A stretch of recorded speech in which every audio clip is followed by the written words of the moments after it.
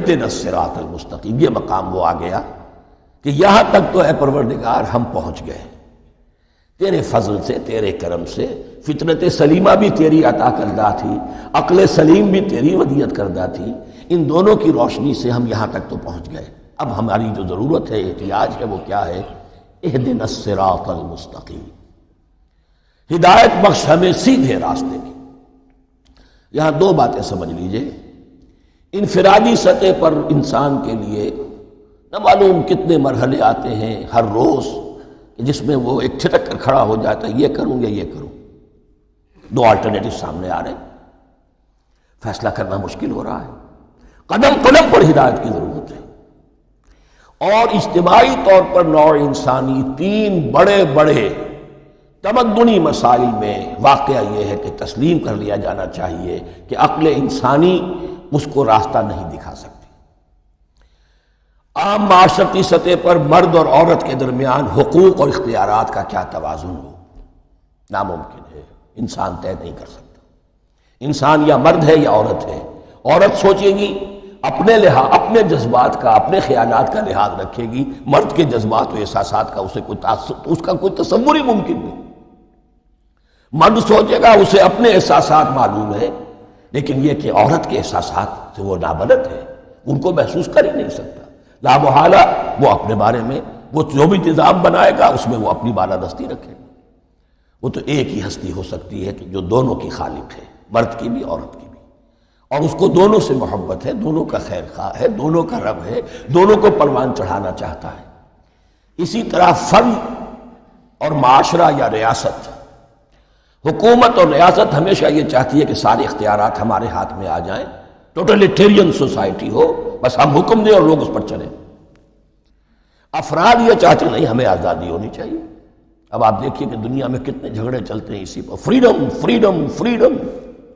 وہ فریڈم واقعتاً اپنی جگہ پر ایک شے ہے، افراد کی آزادی ہونی چاہیے، لیکن افراد کی آزادی اتنی نہ ہو جائے کہ وہ مادر پدر آزاد ہو جائے، کوئی قانون، کوئی قاعدہ، کوئی اخلاقی کوئی حدود اور قیود جو ہے ان کا پابند نہ رہے۔ تو اب کہاں ہے وہ نقطہ اعتدال کہ جس میں انسان کی انفرادی آزادی، انفرادی اختیار اور ادھر اجتماعی مصلحتیں جو ہیں ان کو بیلنس کیا جا سکے؟ انسان طے نہیں کر سکتا، صرف اللہ ہی اس کے لیے نظام دے سکتا ہے۔ تیسرا مسئلہ ہے سرمایہ اور محنت، اس میں کیا توازن ہے؟ سرمایہ اور محنت دونوں مل کر کچھ بنا رہے ہیں، کچھ پروڈیوس کر رہے ہیں۔ اب اس میں نفع جو ہوا ہے اس میں سرمایہ کا کتنا حصہ ہونا چاہیے اور لیبر کا کتنا ہونا چاہیے، کون طے کر سکتا ہے؟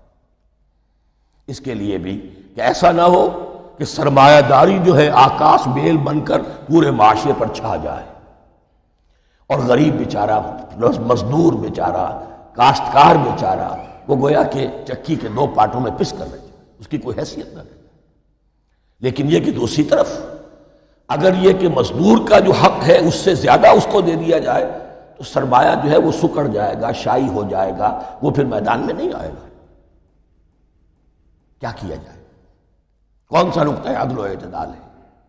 یہ تین مسائل ایسے ہیں، اہدنا الصراط المستقیم۔ تو یوں سمجھیے کہ ایک جو بنیادی ہدایت تھی، ایک اللہ کو پہچان لینا، یہ جان لینا کہ کل حسن و جمال اور تمام انعام و اکرام کا منبع اس کی ذات ہے، وہ رحمان ہے اور رحیم ہے، اور یہ جان لینا کہ مرنے کے بعد جی اٹھنا ہے، حساب کتاب ہے، فیصلہ ہوگا جزا و سزا کا، اور مختار مطلق اس دن کا اللہ ہے۔ پھر یہ عہد کر لینا ایاک نعبد و ایاک نستعین۔ اس کے بعد دعا، پروردگار ہمیں ہدایت پر قائم رکھ، ہماری ہدایت میں اضافہ فرما۔ اس ہدایت کے لفظ کو سمجھ لیجئے، بنیادی ہدایت، تفصیلی ہدایت، قدم قدم پر ہدایت، ہدایت پر ہدایت۔ والذین اہتدوا زادہم ہدی، جو لوگ ہدایت کے راستے پر آتے ہیں اللہ ان کی ہدایت میں اضافہ کرتا ہے۔ تو یہ قدم قدم پر ہمیں ہدایت کی ضرورت ہے اور مرحلہ وار ضرورت ہے۔ ہدایت اس کو بھی کہتے ہیں کہ کسی نے آپ سے کوئی پتہ پوچھا، آپ نے کہا ادھر جانا، پھر دوسری گلی میں مڑنا، پھر جانا دو تین لائٹیں چلے جانا، پھر مڑنا، وغیرہ وغیرہ، یہ بھی ہدایت ہے۔ نظری طور پر آپ نے بتایا۔ ایک ہدایت یہ ہوئی کہ بھائی میں چلتا ہوں آپ کے ساتھ، میں آپ کو وہاں تک پہنچا دوں گا تاکہ آپ کو دقت نہ ہو، آپ نے منزل تک پہنچا دیا۔